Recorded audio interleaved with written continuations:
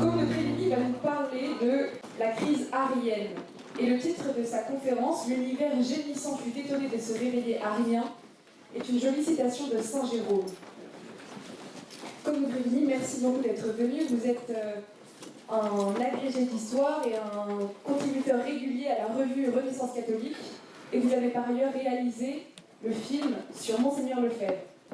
Vous allez donc nous parler de la crise arienne dans la rubrique crise et renouveau de l'Église, je demande une crise, et celle de l'arianisme au premier temps de l'Église. Merci beaucoup. Merci beaucoup. Je vais vous parler, on va remonter le temps par rapport à Luc Perrin qui vous a parlé de périodes qui sont beaucoup plus connues, pour remonter au tout premier temps de l'Église, la période des grandes hérésies et en particulier la grande hérésie de ces temps antiques, qui est l'arianisme, qui est sans doute la plus importante puisqu'elle a vraiment touché tout le monde romain et même beaucoup plus, tandis que d'autres étaient beaucoup plus conscrites. Effectivement, l'univers gémissant fut étonné de se réveiller arien, c'est une citation de Saint Jérôme, le grand, Saint Jérôme de Stridon, celui que vous connaissez, qui est mort à Bethléem après avoir étudié la Sainte Écriture. Et il a prononcé cette phrase pour manifester à quel point cette hérésie avait submergé le monde romain de l'époque, c'est-à-dire qu'à un moment donné, elle avait pris complètement la place de la saine doctrine, à tel point que tous les évêques qui exprimaient une foi orthodoxe étaient déposés. C'est cette expression un petit peu épouvantable pour les contemporains, qui consiste à dire qu'ils se sont réveillés un jour ariens. Alors ça nous permet sans doute de faire le parallèle avec notre époque où il peut y avoir un petit côté désespérant.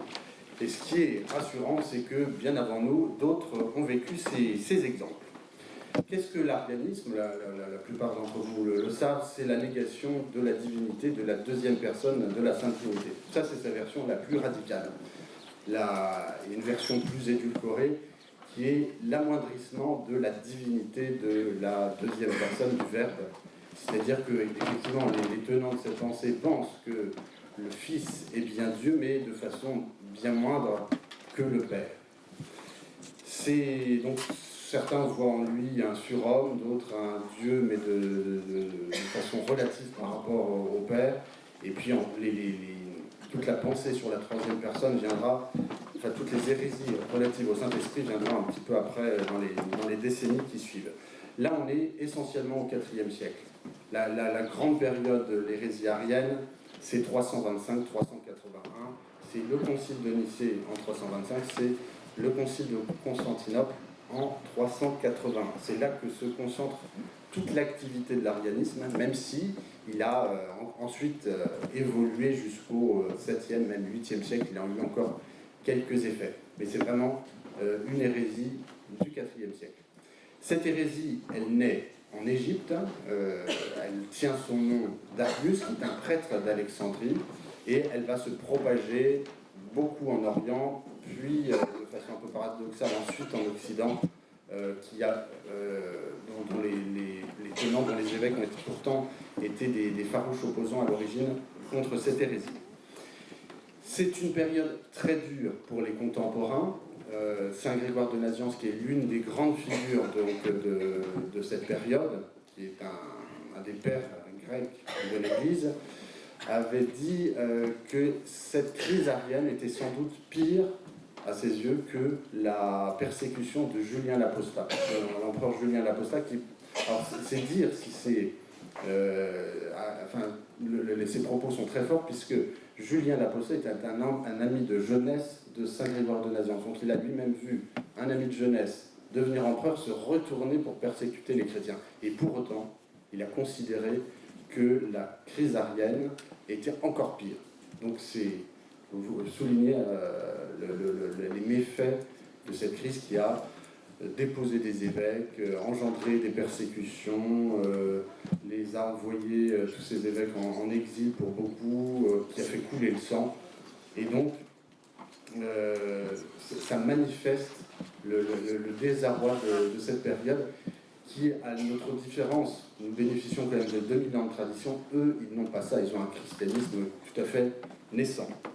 Alors, je vous disais que c'est une période forte en rebondissement. Le grand historien de l'après-guerre du christianisme primitif, Marot, Henri-René Marot, considérait que, alors je vous cite, il est extrêmement difficile de condenser de façon claire et précise le récit des développements de la crise arienne au cours de la période troublée qui s'étend de 325 à 381, puisque cette hérésie va générer des versions différentes. Vous avez des retournements qui sont liés aux figures, aux évêques de l'époque, aux différents synodes et conciles qui se réunissent, aux empereurs qui prennent des décisions. Donc c'est comprendre ce IVe siècle d'un point de vue religieux est assez compliqué, d'où le défi de cette œuvre de conférence. Alors là où on peut faire des parallèles, c'est quand même que c'est une période où vous avez des synodes qui racontent n'importe quoi, qui professent des hérésies. Vous avez des évêques qui sont persécutés, même qui sont exilés, qui perdent leur charge. Et puis vous avez des chrétiens qui professent la doctrine catholique, qui sont tout simplement persécutés. Alors, sans doute moins forte, plus fortement à l'époque qu'aujourd'hui, mais on sent quand même un petit peu ce parallèle. Paradoxalement, c'est une période très riche, très vive, en termes de créativité théologique. C'est quand même l'âge d'or de la patristique, et ce IVe siècle va faire émerger des grandes figures, que ce soit saint Athanas d'Alexandrie, saint Hilaire de Poitiers, saint Ambroise de Milan, et puis ensuite les pères cappadociens, saint Grégoire de Nazianze, saint Basile de Césarée, saint Grégoire de Nystie. Donc le but de cette conférence est tout simplement de tirer profit donc, de cet exemple du IVe siècle. Alors, je vais vous le faire donc, en 3 temps. Je vais essayer de résumer. Alors, le grand défi, c'est de résumer de façon un petit peu intelligible cette histoire du IVe siècle, de cette crise arienne. Ensuite, je vais essayer de voir quels sont les différents protagonistes de la crise, c'est-à-dire que c'est ce qui sans doute manifestera un peu les différences avec notre époque, c'est-à-dire qu'on n'a plus d'empereur aujourd'hui, la papauté n'est pas exactement celle que nous connaissons, quel est le rôle des fidèles dans tout cela, et enfin, je voudrais retirer les traits de caractère de ceux de ces grandes figures qui ont combattu l'hérésie arienne, donc cette opinion qui est devenue une hérésie. Donc dans un premier temps, j'essaie de vous résumer ça. Il faut voir déjà quel est le contexte au début du IVe siècle. On est dans un temps de persécution et de persécution grave, puisqu'en 303 s'ouvre la persécution de Dioclétien, qui est présentée comme l'une des pires persécutions des chrétiens de l'époque. C'est une époque où les chrétiens perdent leur charge, où l'armée, l'administration sont purgées de ces chrétiens. Beaucoup doivent sacrifier aux dieux, donc tout ça vous le connaissez. C'est plus marqué en Orient qu'en Occident. Et c'est à cette époque-là, par exemple, que meurt martyr Saint Janvier, qui est vénéré à Naples, le pape Saint Marcel, le Saint Georges, Saint Sébastien, meurent pendant cette persécution de Dioclétien. Le grand bouleversement de ce début de IVe siècle, c'est l'édit de Milan, 313, où l'empereur Constantin donne la liberté de culte au christianisme. Donc là, c'est un véritable bouleversement pour les chrétiens de l'époque, puisque de persécutés qu'ils étaient, tout d'un coup, ils voient les insignes de la chrétienté qui commencent à arborer les drapeaux de l'Empire, qui apparaissent sur les monnaies, ils commencent à avoir le droit de citer. C'est en quelques années un bouleversement total. C'est parallèlement, c'est un temps alors je voulais un petit peu évoquer en introduction, de grande créativité théologique. C'est-à-dire que le milieu chrétien est en effervescence à cette époque-là, et à tel point que l'arianisme n'est pas la première des hérésies de l'époque. Il y a des hérésies à tous les coins de rue dans la chrétienté, surtout là où il y a des écoles théologiques, à Alexandrie notamment, à Antioche. Vous avez déjà à ces époques-là le développement du donatisme plutôt dans la région de Carthage, Vous avez, à Alexandrie, vous avez déjà la crise des Méliciens. Alors, ce sont deux crises théologiques. Alors, rassurez-vous, je ne vais pas vous faire toutes les hérésies, mais ce sont des crises théologiques qui sont assez intéressantes pour notre époque parce qu'elles concernent l'attitude qu'il faut avoir à l'égard de ceux qui se sont mal comportés pendant la persécution. C'est-à-dire tous ces prêtres qui ont été un peu mous du genou, qui ont été dans le compromis. Que fait-on d'eux après? Et ceux qui sont tombés dans l'hérésie donatistes ou des Méléciens considéraient qu'il fallait carrément les rejeter et donc ont créé un schisme du fait de leur surenchère. Le christianisme de l'époque, ça reste une minorité, hein, c'est 10% de la population de l'Empire romain. Certaines régions sont beaucoup plus christianisées. L'Asie mineure, par exemple, est beaucoup plus que l'Occident dans lequel nous vivons. C'est vraiment dans ce contexte donc, que naît, dans la deuxième décennie du IVe siècle, cette hérésie qui concerne la Trinité. La pensée dominante au IIIe siècle, c'est la pensée d'Origène, c'est que dans la Trinité, il existe trois hypostases, c'est-à-dire trois existences séparées, et beaucoup de théologiens vont essayer de réfléchir sur les liens qui les unissent, sur la base évidemment de la Sainte Écriture. Et il va y avoir des différends pour comprendre toutes ces expressions du Fils de Dieu dans la Sainte Écriture, en même temps est-il Dieu ou pas. Et Arius, donc ce prêtre de la ville d'Alexandrie, va donner des réponses. Ce prêtre, c'est pas n'importe qui, c'est l'un des deux compétiteurs à l'évêché d'Alexandrie à l'époque. Donc finalement, il est un petit peu perdant puisqu'il n'a pas été, il n'est pas devenu évêque, mais il est une des personnes les plus importantes de ce diocèse. Il est curé de l'une des paroisses les plus importantes d'Alexandrie. C'est quelqu'un d'un certain âge, il a une soixantaine d'années.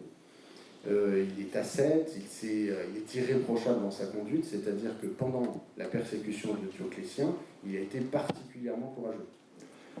C'est un homme de prière, de dévotion, et il a ce qu'on appellerait aujourd'hui un petit fan club. Il a un cœur de vierge qui sont toutes à l'écoute de ses prédications. Il a des milieux populaires qui se réunissent très souvent dans son église. Et alors il a cette particularité, il a un don pour mettre en musique ses prédications. Alors les psalmes, dit-il, toujours est-il que ces petits admirateurs qu'il a transforment ses pensées théologiques en ritournelles, et ça devient finalement un peu les petits tubes de l'époque à Alexandrie. C'est que dans les ports, on répète plein de petites phrases sur la nature du Fils, sur le fait que le Fils a été engendré un jour. C'est la grande pensée du prêtre Arius. Il considère que le Fils ayant été engendré, il en conclut qu'il y a eu un moment où le Christ n'existait pas. Et donc, ça le rabaisse par rapport au Père. Donc ça, c'est la pensée d'Arius. Finalement, il fait rentrer la Trinité dans la temporalité, et donc il parle de cette antériorité du Père et de cette postériorité du Fils qui devient du coup subordonné au Père, et c'est pour ça que Césarien les appelle également les subordinationnistes. Alors pour pas que vous ne repartiez à rien de cette conférence, je vous donne 2-3 rappels. Alors, ça se retrouve très facilement, les preuves de la divinité du Christ dans la Sainte Écriture. Je vous en donne juste quelques-unes. On en retrouve dans l'Ancien Testament. Lorsque les pharisiens viennent voir le Christ, il leur répond avant qu'Abraham fût, je suis. Donc il montre quand même son caractère éternel.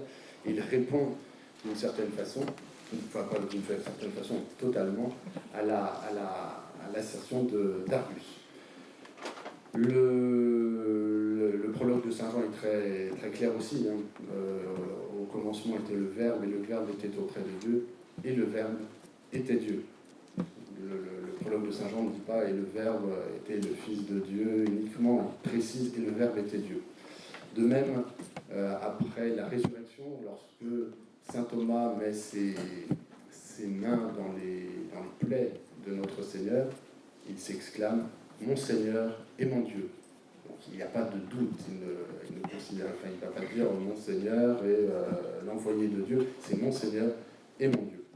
Voilà, c'est pour vous éviter de repartir avec une petite hérésie en plus.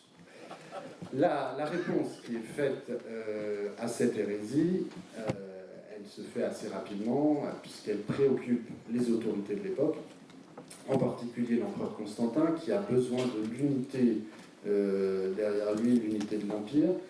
Donc la réponse, elle intervient au concile de Nicée, qui intervient donc, en 325. Le concile de Nicée, vous le connaissez, c'est celui qui a posé le credo que nous récitons tous les dimanches. Enfin, en réalité, c'est le symbole de Nicée et Constantinople, mais l'essentiel des phrases de notre credo sortent de ce concile. Donc il se réunit pendant 2 mois dans la ville de Nicée, pas très loin de la capitale que Constantin vient de se faire, à Constantinople. Donc pendant 2 mois, les évêques de la chrétienté, alors c'est une première, hein, c'est le premier concile œcuménique, jusque-là tous les évêques de la chrétienté n'avaient jamais eu l'occasion de se réunir depuis la Pentecôte. Et ils se retrouvent cette fois 270, donc vous voyez, on est dans une progression, 12 le jour de la Pentecôte, à Vatican II ils étaient plutôt 2500, et donc à l'époque 270 c'est donc un chiffre un petit peu important, mais ça ne réunit pour autant pas tous les évêques de la chrétienté du fait des problèmes de déplacement de l'époque. Donc, ce concile est très net, il tranche de façon définitive la question, c'est-à-dire que la pensée d'Arius n'est plus une pensée, dès lors que vous la prophétisez, ça deviendra désormais une hérésie, puisque l'Église aura tranché sur le lien qui existe entre le Fils et le Père. Alors, ce qu'il faut savoir, c'est que le symbole, le credo que nous récitons, il a été un petit peu retravaillé, comme je vous le disais, au concile de Constantinople, pour toutes les parties qui concernent le Saint-Esprit, mais tout ce qui a trait au Père et au Fils, toutes les formulations, elles ont été mises en place à Nicée. Et donc, à Nicée, il y avait en plus des formulations après, une fois que le credo parlait du Saint-Esprit, très rapidement, puisque les ajouts ont été faits après, il y avait une formulation qui était très vigoureuse pour qu'il n'y ait plus de litige, c'était les anathèmes qui succédaient donc aux formulations du credo, et les voici. Donc, quant à ceux qui disent « il y eut un temps où le Fils n'existait pas » ou « il y eut un temps où le Saint-Esprit n'existait pas », ou bien s'ils disent que le Fils de Dieu et le Saint-Esprit sont venus à l'existence à partir du néant, ou qu'ils sont d'une autre essence et qu'ils sont sujets au changement ou à l'altération, cela, la Sainte Église catholique et apostolique, les anathématise. Donc les choses sont claires, la question est tranchée. Constantin avait au début essayé, il avait envoyé un de ses conseillers pour essayer d'arranger l'évêque d'Alexandrie et Arius, ça n'avait pas marché, il y a eu un concile local qui avait condamné Arius, et donc pour éviter que ça s'étende, il a convoqué ce concile de Nicée, et donc il pouvait se considérer comme satisfait, puisque la question était fermée d'une certaine façon. En réalité, c'est tout le contraire qui se passe, c'est le début des problèmes. Les années qui ont suivi le concile de Nicée, vous avez en Orient un certain nombre d'évêques qui ne sont pas convaincus de tout ce qui a été dit lors de ce concile, qui vont essayer de reprendre attache avec l'empereur, qui vont essayer de le retourner petit à petit. Et ce sont les évêques d'Orient les plus en vue. C'est Eusèbe de Césarée, qui est connu pour les histoires, les récits historiques qu'il nous a laissés, et c'est Eusèbe de Nicomédie. Avant Constantinople, c'était le siège de Nicomédie qui était le plus important dans cette région d'Asie mineure. Ces 2 évêques, d'ailleurs, on les appelle un peu les Eusébiens, ils se considèrent d'une certaine façon comme des subordinationnistes, mais ils ne veulent surtout pas se dire ariens, parce que eux, étant des grands évêques de l'Orient chrétien, ils ne vont certainement pas se mettre à la remorque d'Arius, qui est un simple prêtre d'Alexandrie. Et ils vont très bien agir pour leur cause, puisque de 326, l'année qui s'unissait jusqu'à la fin des années 330, ils réussissent à faire déposer progressivement, remplacer tous les évêques de tendance nicéenne. Ça ferait presque penser à la période des années 30 en France, où finalement tout l'épiscopat favorable à la pensée de Pachandi est recyclé progressivement.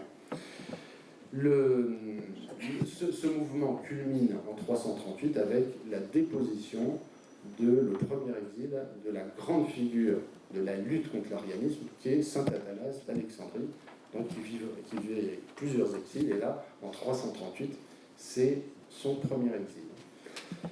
Là, on est en Orient seulement.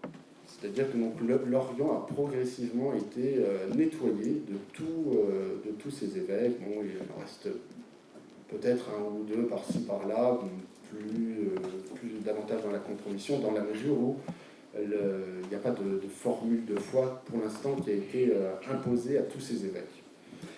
Mais c'est la tendance qui fait que tout cet épiscopat a été remplacé. Par la suite, l'Occident va être touché. Le grand basculement, c'est 353, quand un des fils de Constantin, qui est l'empereur Constance II, s'installe en Gaule. Il convoque un concile à Arles, et là, il fait demander à ce que tous les évêques valident la condamnation d'Athanase, et à travers lui, en réalité, le concile de Nicée. À ce moment-là, tous les évêques qui continuent à professer la foi de Nicée dans les faits, mais qui en réalité ne veulent pas signer la condamnation d'Athanase, donc sont exilés, sont déposés. On peut dire qu'à la fin de la décennie 350, les évêques nicéens ont quasiment disparu des horizons de la chrétienté de l'Empire romain du Nord. La foi qui est imposée à partir de ce moment-là, je vous ai dit qu'il n'y avait pas de formulation contraignante à l'époque, en réalité ça va vite le devenir à partir de 360, où l'empereur Constance II impose ce qu'on appelle la foi homéenne. Alors, je suis désolé pour toutes ces formulations qui peuvent paraître un petit peu compliquées, parce qu'en plus elles se surdivisent. Donc je vous résume de façon la plus simple cette question. Donc, la volonté de Constance II, c'est en gros, son empire est un petit peu divisé, il va essayer de chercher un compromis. Et la foi homéenne consiste à en dire le moins possible pour avoir le moins de problèmes entre les évêques. Ça peut vous rappeler quelques petites idées. La foi homéenne, c'est quoi? Elle se contente de dire que le Fils est semblable au Père, ce qui veut dire tout et n'importe quoi. C'est-à-dire, si on dit que le Fils est consubstantiel au Père, ça rentre dans cette définition homéenne, mais est-ce que, de même que l'homme est créé à l'image de Dieu, ressemble au Père, est-ce que cette ressemblance homéenne est de ce niveau-là? Ça veut dire qu'on peut y faire aussi entrer la pensée des Ariens. Et donc, vu le danger, évidemment, des figures comme saint Athanase ou saint Hilaire s'opposent de toute leur force à la foi, à la doctrine de Constance II, à la doctrine homéenne. La créativité théologique de cette époque-là, des grandes figures, des pères de l'Église, elle est très vive dans ces décennies 360-370, et on arrive à un dernier retournement à la fin du IVe siècle, c'est celui qui concerne l'empereur Théodose. En 380, c'est l'édit de Thessalonique, et là c'est le renversement, l'ultime renversement. L'empereur impose à tout l'empire la foi du concile de Nicée. Il le fait de façon très radicale, hein, c'est-à-dire qu'il interdit l'usage des formules de Constance II. Donc, ça peut paraître un petit surprenant, mais il y a vraiment des renversements dans cette période, dont je ne peux pas vous donner tous les détails pour simplifier le propos. Alors, je vous cite juste l'édit de Thessalonique de Théodose pour vous montrer que c'est clair, c'est net. Selon la discipline apostolique et la doctrine évangélique, nous devons croire que le Père, le Fils et l'Esprit Saint sont une seule divinité, invoquée comme égale majesté et trinité bienveillante. Nous ordonnons que ceux qui suivent cette loi prennent le nom de chrétiens catholiques. Quant aux autres, nous considérons qu'ils encourent par leur folie et leur égarement l'infamie attachée aux doctrines hérétiques, que leur petit groupe ne mérite pas le nom d'Église et qu'ils seront frappés d'abord par la vengeance divine, ensuite par un châtiment dont, en accord avec la décision céleste, nous prendrons l'initiative. Il n'y a pas de détour. Donc vous imaginez l'autorité civile aujourd'hui condamner le modernisme, ça laisse rêveur. Alors, venons-en maintenant aux principaux protagonistes de cette crise. La question que vous vous posez peut-être, c'est comment s'expliquent tous ces rebondissements comment est-ce qu'un Théodose arrive à prononcer des choses si diamétralement opposées à ce qui était vécu comme la norme 20 ans auparavant? La réponse est que le christianisme, la foi, la politique ecclésiastique dépendent complètement à l'époque de la volonté de l'empereur. L'autorité civile a un poids énorme à cette époque-là. Le titre de Pontifex Maximus, qui est un titre hérité du paganisme, c'est l'empereur qui le détient, qui l'applique à son rôle de protecteur de la foi à l'époque, et que les papes, avec le titre de souverain pontife, n'ont pas encore repris, le reprendront au 7e ou au 8e siècle. Donc c'est l'empereur qui établit, alors de façon aussi claire, c'est Théodose Ier qui définit carrément la foi, c'est presque une encyclique son texte. Pour autant, les empereurs du IVe siècle, ce ne sont pas des grands théologiens. Qu'est-ce que Constantin croit en son fort en termes du rapport entre le Fils et le Père? C'est pas certain qu'il ait des idées très poussées. Quand il réunit le concile de Nicée en 325, alors c'est lui qui le convoque. Hein. Entendez bien que ce n'est pas l'évêque de Rome de l'époque qui le fait, c'est l'empereur. Alors, quand il les réunit, il est ravi de les accueillir, c'est lui qui préside la première journée, il les lance, et puis celui qui le préside en réalité, c'est Ossius de Cordoue, qui est son conseiller, son principal conseiller, qui lui est fidèle à la foi de Nicée. Le but, l'objectif de l'empereur Constantin, c'est d'unir son empire. Il a épousé, alors même s'il se fait baptiser plus tardivement, il se trouve défenseur de cette nouvelle foi chrétienne dont il donne la liberté de culte totale. Et il cherche à asseoir l'unité de son empire sur l'unité de cette foi qui est émergente et qui est marquée par un très grand dynamisme à l'époque. Évidemment, quand on lui dit qu'à Alexandrie, il commence à y avoir des remous et que les chrétiens entre eux se tapent dessus, ça ne fait pas du tout ses affaires. D'où cette volonté de réunifier les parties en interne. Évidemment, quand saint Athanase d'Alexandrie, il entend dire qu'il y en a un qui croit dur comme fer à la foi de Nicée et que la majorité commence à être arienne, il a beau avoir des sympathies pour la tendance nicéenne, ça contrarie sa volonté d'unité, et c'est pour cela qu'il accepte le premier exil de saint Athanase. Quand il meurt, ses fils font exactement pareil. Donc ce sont des fils, on est à la suite de la tétrarchie des évêques, des empereurs, pardon, des empereurs qui gouvernent l'empire à plusieurs, et donc c'est le cas des fils de Constantin. À un moment donné, donc, je passe sur les suivis dynastiques, ils se retrouvent à deux, l'empereur Constant en Occident et l'empereur Constance II en Orient. On est dans cette période où l'Orient est plutôt arien et l'Occident est plutôt nicéen. Et donc ces deux empereurs se disent, bon, il en va de l'unité de l'Empire tout de même. Et même si chacun des deux empereurs épouse plutôt les pensées de leur épiscopat respectif.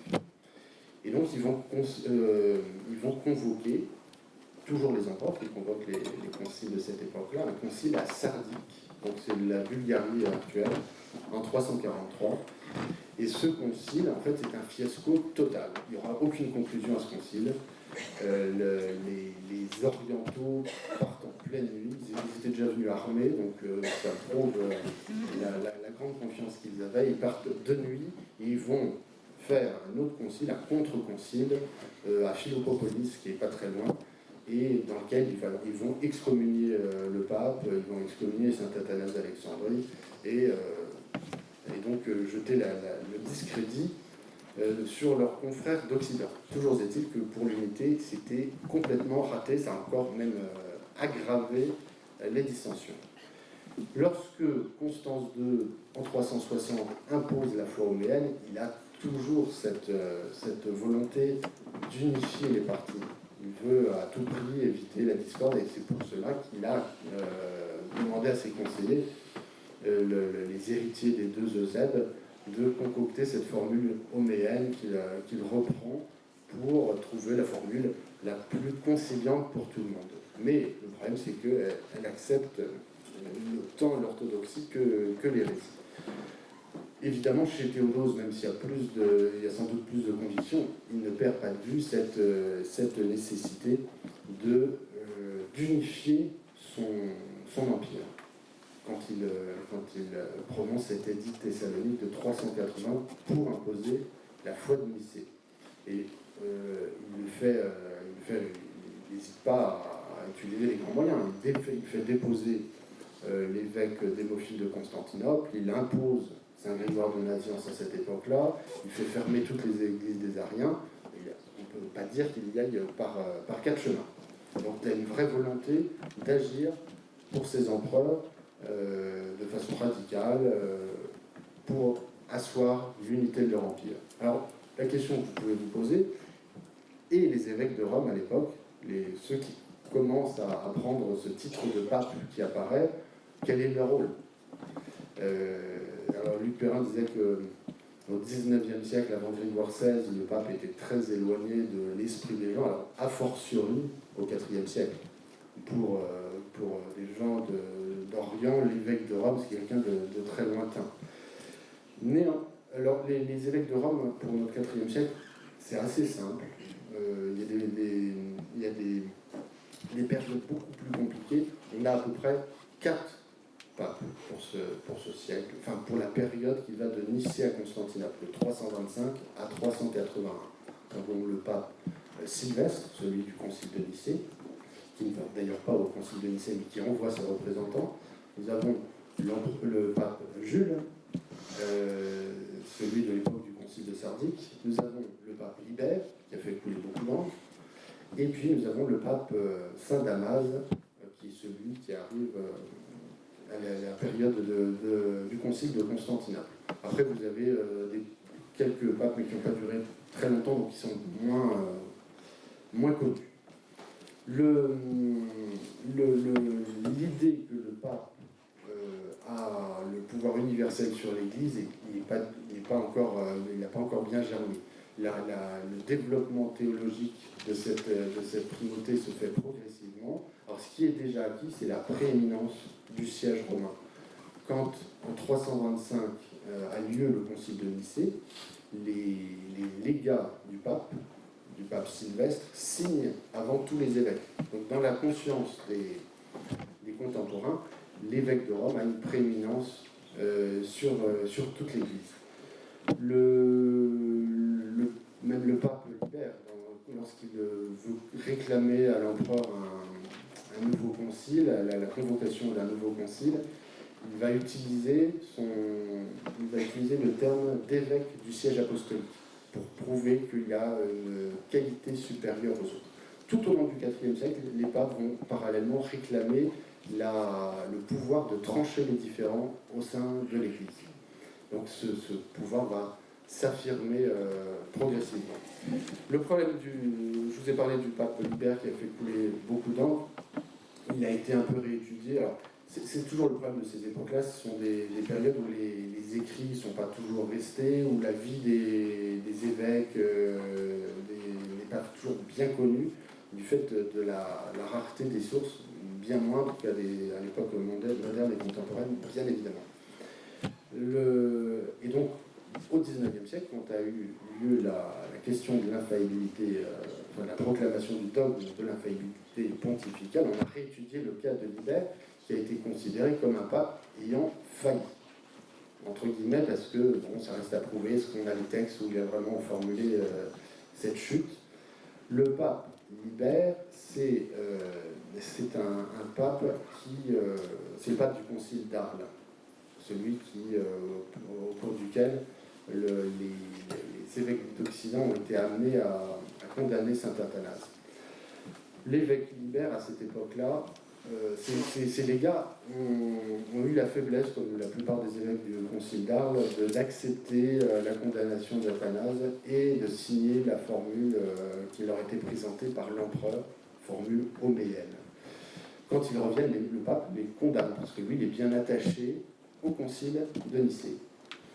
2 ans plus tard, les légats, il envoie des légats à un nouveau concile à Milan, et cette fois-ci, les légats qu'il a envoyés, il a bien vérifié qu'ils étaient bien acquis à la cause de Nicée. Ces 2 légats partent, et puis comme ils n'acceptent pas de signer ce qu'on leur demande, l'empereur les fait exiler. Il les enferme, il les exile. Et donc le pape tient fort. Dans un 3e temps, l'empereur, pour essayer d'avoir la peau de l'évêque de Rome, lui envoie un nouvel envoyé pour le faire craquer. Comme il refuse, cette fois Constance II va exiler le pape Libère. Il l'exile en Thrace, où il subit entre 356 et 358 un lavage de cerveau. Et à la fin de cette période, il finit par accepter la formule homéenne du concile de Sirmium, donc qui est une formule qui correspond à cette donnée vague dont je vous parlais, c'est-à-dire qui consiste à dire que le Fils ressemble au Père, point, mais qui en plus condamne la notion de consubstantiel. Donc là, c'est un peu ennuyeux pour un pontife romain. Ce qu'on sait, même si on n'a pas toutes les signatures compromettantes, c'est que les grands défenseurs de la foi de l'époque, eux, ne sont pas dans l'interrogation. Ils considèrent que le pape a vraiment fait une erreur magistrale. Saint Athanase, Saint Hilaire ou Saint Ambroise, ils n'y vont pas par 4 chemins. Saint Hilaire va même jusqu'à dire qu'il aurait sans doute que l'empereur Constance II a fait bien pire en rappelant Libère sur le siège de Rome qu'en l'envoyant en exil. Donc le fait d'exiler un pape, aux yeux des chrétiens, c'est une catastrophe, mais il n'avait pas encore failli à l'époque. Mais alors le fait de le rappeler de son exil, une fois qu'il a fait cette signature compromettante, aux yeux de saint Hilaire de Poitiers, c'était l'abomination de la désolation. Et c'est lui-même qui dit qu'il préfère rompre la communion avec Libère à l'époque. Les grandes figures de la défense de la foi, vous le comprendrez, ce sont les évêques. Alors c'est Guillaume Bergerot qui disait hier que l'Église réside dans l'évêque, c'est a fortiori au IVe siècle. Et on a dans beaucoup de points de vue des ressemblances même avec la période du XIXe. Il y a quand même une petite nuance à faire, on a parfois l'idée aujourd'hui qu'on a un pape et une quantité d'évêques. Alors à l'époque, c'est beaucoup plus complexe, c'est-à-dire qu'il y a une hiérarchisation plus marquée des évêques. Vous aviez une prééminence pour l'évêque de Rome, et ensuite vous aviez une suite, c'est-à-dire qu'en 2e venait l'évêque d'Alexandrie, vous aviez ensuite une prééminence pour l'évêque d'Antioche, et à partir du IVe siècle, vous avez eu une prééminence pour l'évêque de Constantinople, dès lors que Constantin a créé sa capitale à Constantinople. Donc il y a cette distinction à faire qui est notable. Les évêques de l'époque ont un grand rôle théologique, parce que ce sont eux qui convoquent les synodes régionaux, qui sont vraiment des lieux de définition théologique très marqués. Par exemple, en 360, c'est saint Athanase qui réunit à Alexandrie un concile pour définir la doctrine sur le Saint-Esprit qui va servir 20 ans plus tard de base pour le concile de Constantinople. Alors, il y a là une vraie école d'émergence du génie théologique. C'est des hommes de plus en plus forts. Par exemple, Un personnage comme saint Ambroise de Milan n'a pas froid aux yeux pour imposer par exemple des pénitences publiques à l'empereur Théodose, qui sert pourtant ses intérêts. Mais à la suite d'une bataille où il a considéré que l'empereur avait été un peu violent, il lui impose une pénitence publique. Il s'oppose sur la foi pour la défendre, il s'oppose très vertement à l'impératrice Justine en 386. Par exemple, ça va vous rappeler de faire des petits parallèles avec une époque plus récente, en occupant les églises de la ville. Il envoie les fidèles, il leur dit vous allez vous occuper de toutes les basiliques. Et lui se trouve dans l'une d'entre elles pour que cette impératrice qui est arienne ne puisse pas bénéficier de la moindre église chrétienne. Les fidèles dans tout cela, alors on a beaucoup moins évidemment, tous les récits de l'époque nous parlent beaucoup des empereurs, nous parlent de ces évêques très marquants, mais beaucoup moins évidemment des fidèles. Donc c'est beaucoup plus compliqué de connaître la pensée de l'opinion publique de l'époque. Ce que l'on sait néanmoins, c'est que tous ces sujets qui peuvent paraître très éloignés, vous diriez à nos contemporains ce qu'ils pensent de la relation entre le fils et le père, je pense que vous n'auriez pas grand-chose à recevoir. À l'époque, ce sont des sujets qui passionnent les contemporains. C'est saint Grégoire de Nice qui, dans ses écrits, parle, dans toute l'histoire de l'arianisme, il parle de la façon dont les habitants d'Alexandrie parlent de ces sujets. Et il dit que quand on allait chez le changeur de monnaie, vous vouliez savoir quel était le cours de la monnaie, en fait, il partait sur une dissertation sur l'engendré et l'inengendré. Saint Grégoire de Nice parle aussi du boulanger où vous alliez chez lui et puis vous expliquiez qu'il croyait dur comme fer au fait que le fils était inférieur au père. Et puis il parle aussi alors j'ai perdu la troisième corporation qui est dans la boucle, mais qui vous explique qu'il y a un moment donné où le fils était issu du néant. Donc ça passionne les gens, certainement parce qu'ils sont passionnés dans les débats de leurs évêques respectifs, sachant qu'il y a quand même des grandes divisions, il y a des factions, et donc les fidèles suivent ces factions.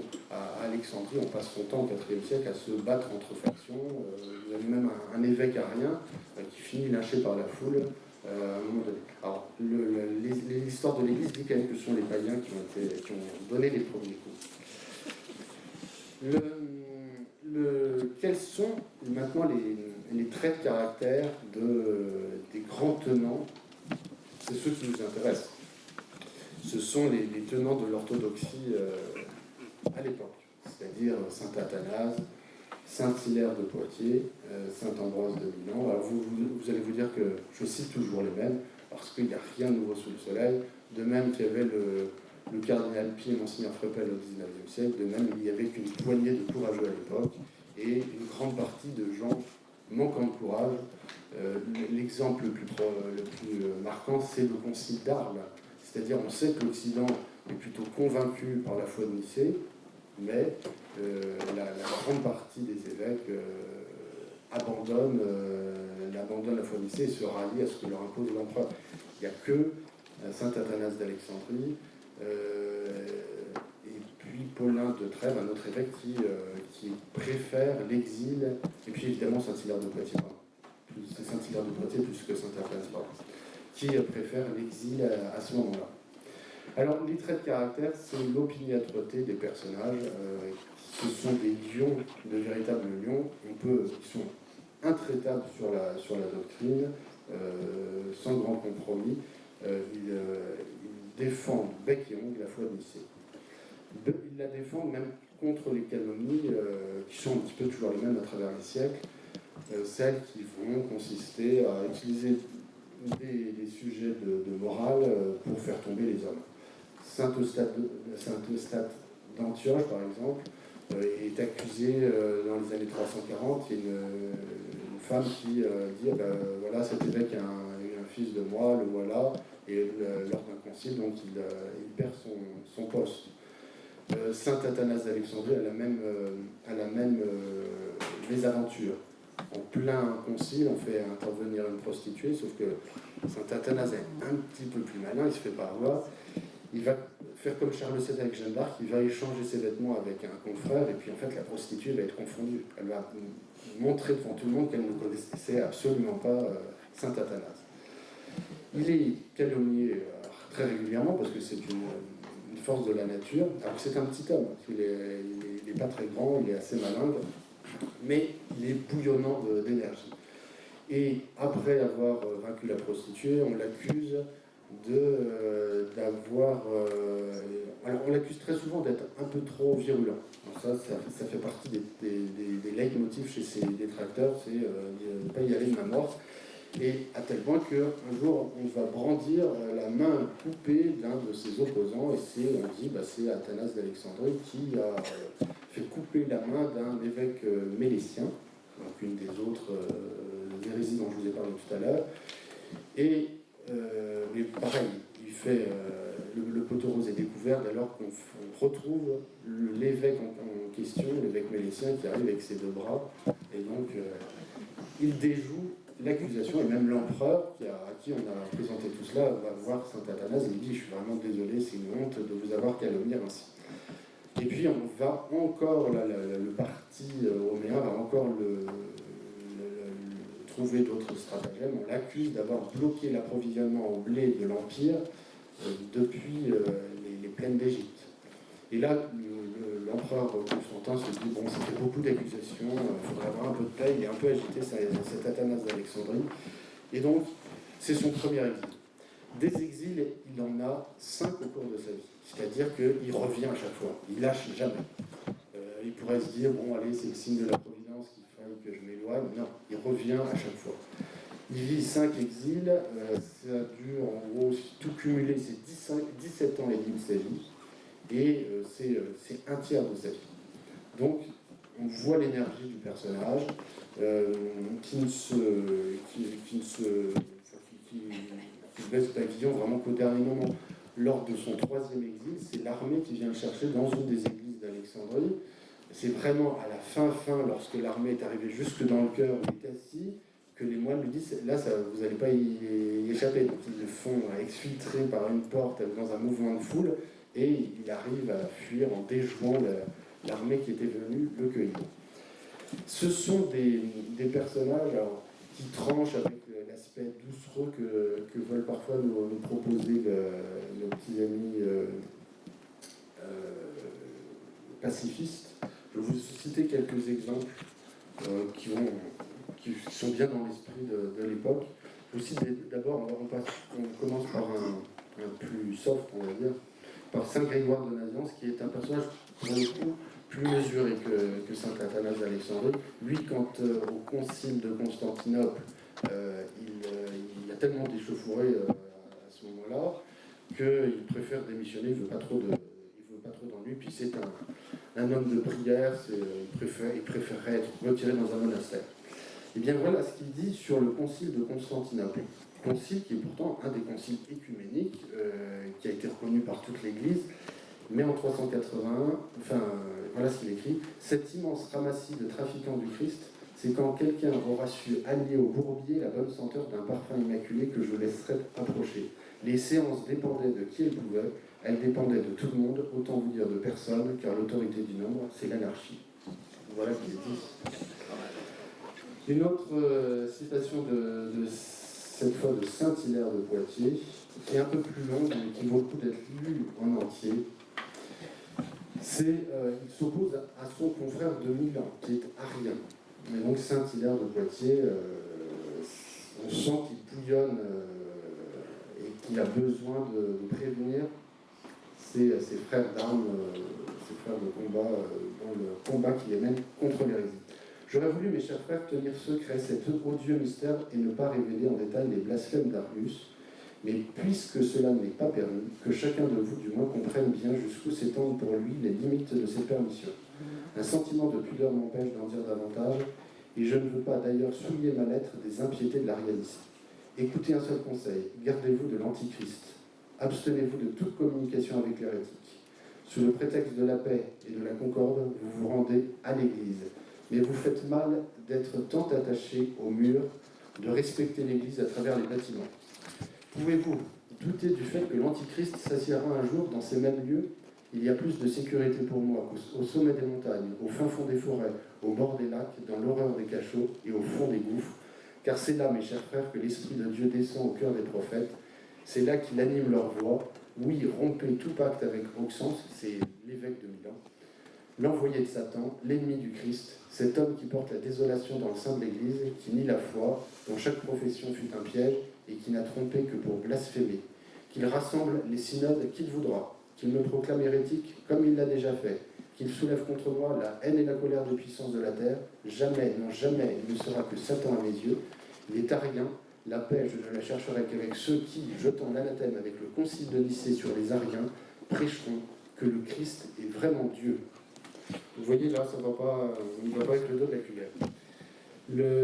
Quand on voit nos évêques bataillant aujourd'hui, on se dit qu'ils sont très très souples par rapport à ces évêques du IVe siècle. Alors évidemment, la violence verbale et même la violence physique était beaucoup plus prégnante dans les sociétés de cette époque-là.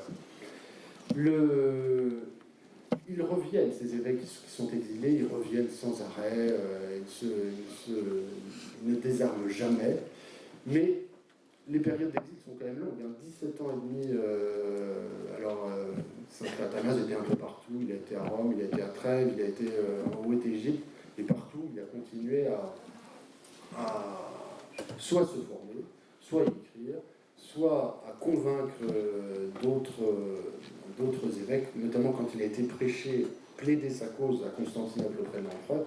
Il faisait des tournées, il s'arrêtait dans tous les diocèses pour réaffirmer la foi de Nicée.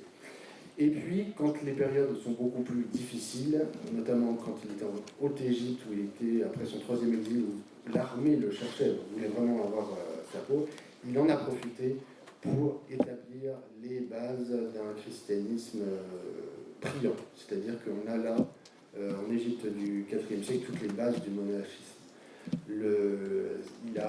C'est lui qui ordonne Saint Pacôme, qui est à la base de tout le monachisme communautaire. Il est très proche, de Saint Antoine le Grand, Saint Antoine du désert, qui vient lui-même le défendre à Alexandrie à 2 reprises pour prouver qu'il est d'accord avec la foi de Nicée. Donc, ils profitent vraiment de toutes les parties. Il n'y a jamais une période de dépression abattue, désespérée, en disant tout est foutu. L'une des clés du succès de la foi de Nicée par rapport à l'arianisme aussi, et c'est sans doute une des marques de vérité qui touchait les tenants de la foi de Nicée, c'est son unité. Ça peut être une leçon pour notre période actuelle, c'est que les tenants, les opposants à l'hérésie sont unis dans ce qu'ils pensent. Et cette unité, elle se fonde sur la clarté des définitions. Ils ont évidemment la foi de Nicée, le symbole de Nicée qui est très clair, qui est un petit composé théologique déjà à lui seul. À l'inverse, les ariens vont de scission en scission. Ils vont disputailler. Alors, sans trop vous embrouiller, vous avez la foi d'Arius qui donne l'homéisme, c'est-à-dire cette vision édulcorée de l'arianisme qui considère que le Fils est semblable au Père. Mais déjà, cette foi, dans les années 350-360, cette doctrine va engendrer des dissensions. Vous allez avoir 2 évêques en Asie mineure, Cappadoce et à Antioche, qui vont avoir un courant de pensée qui sont les anoméens, qui vont avoir une version radicale de l'arianisme. C'est-à-dire qu'ils vont carrément considérer que le Fils n'a absolument rien à voir avec le Père, c'est presque un envoyé de lui, pour ne pas dire son prophète, effectivement.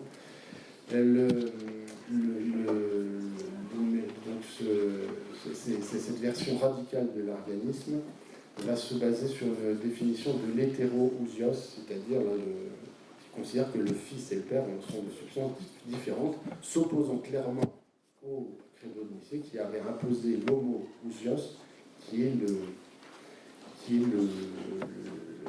consubstantiel que nous connaissons.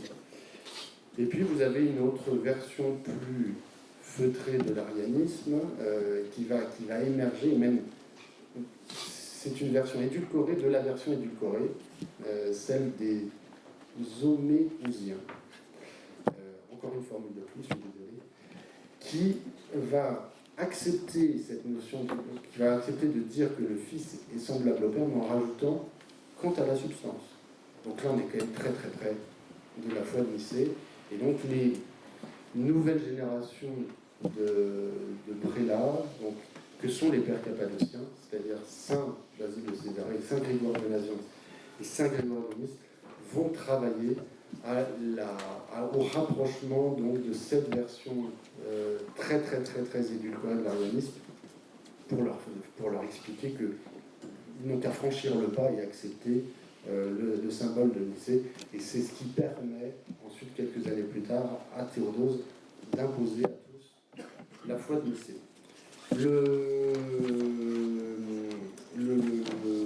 L'arianisme se poursuit après l'édit thessalonique, ça ne s'interrompt pas du jour au lendemain. L'empereur l'impose à l'Empire romain, mais au-delà de l'Empire, la foi arienne avait franchi les frontières et elle va revenir dans l'Empire romain à la faveur des invasions barbares. Donc les Visigoths, les Burgondes, les Vandales, tout ça, ce sont des peuples à la fois ariennes, et c'est ce qui va distinguer la Gaule, c'est que Clovis, lui, épouse, c'est le premier à le faire dans ces peuples barbares, il va épouser la foi nicéenne. C'est cette perpétuation de l'arianisme dans ces peuples barbares qui explique qu'ils perdurent par petits groupes dans certains pays jusqu'au 7e, 8e siècle. Alors, pour conclure, puisqu'on arrive au terme de cette heure, on peut dire que souvent, l'idée qu'on a du IVe siècle, c'est que c'est un christianisme triomphant. On parle de Constantin qui permet, avec l'édit de Milan, la liberté de culte, et on parvient, grâce à un christianisme ultra puissant qui arrache tout sur son passage, on arrive à Théodose et l'édit thessalonique, à un christianisme qui devient une religion d'État, même si le terme État est pas bon, qui est la foi de l'Empire, on va dire. La réalité est complètement contraire à cela, c'est-à-dire que le IVe siècle, c'est un siècle de déchirement interne à l'Église. Vous avez le nombre d'évêques qui ont été déposés. Je pense qu'il n'y a pas un seul évêque n'a. Alors évidemment, ils se sont succédés tout au long du siècle, mais pas un seul évêque n'a pu se maintenir n'aurait pu se maintenir en poste tout au long des années 350, 360, 370, s'il avait conservé la foi de Nicée. C'était forcément l'illégalité, l'exil, le bannissement qui était proposé à ces évêques, puisque même l'évêque de Rome a été envoyé en exil 2 ans. On a, à cette époque-là, on sent déjà aussi les prémices de la rupture entre l'Orient et l'Occident, c'est-à-dire un Orient qui est beaucoup plus marqué par, bien loin évidemment du filioque, mais par cette question du consubstantiel. L'Orient a toujours la crainte qu'on fasse une confusion des personnes de la Sainte Trinité, mais on a déjà les germes de cette rupture qui advient définitivement quelques siècles plus tard. La réponse de l'Église, et il faudra sans doute que nos contemporains recherchent les réponses qu'il faudra donner pour bien répondre à la crise que nous vivons actuelle. La réponse des grandes figures pour la crise arienne, c'est de réaffirmer la foi de Nicée dans le quotidien des chrétiens. Elle passe par évidemment le credo, donc toutes ces formules, je crois en un seul Seigneur, Jésus-Christ, Fils unique de Dieu, né du Père avant tous les siècles, né de Dieu, né de Dieu, lumière née de la lumière, vrai Dieu, né du vrai Dieu, engendré non pas créé, consubstantiel au Père, et par qui tout a été créé. Tout ça, ce sont des réponses à la crise arienne. Vous l'avez aussi de façon encore plus développée, mais on le récite presque tout autant dans la préface de la Sainte Trinité, donc qui est une des préfaces qui est rédigée juste après la crise arienne, tout début du 5e siècle.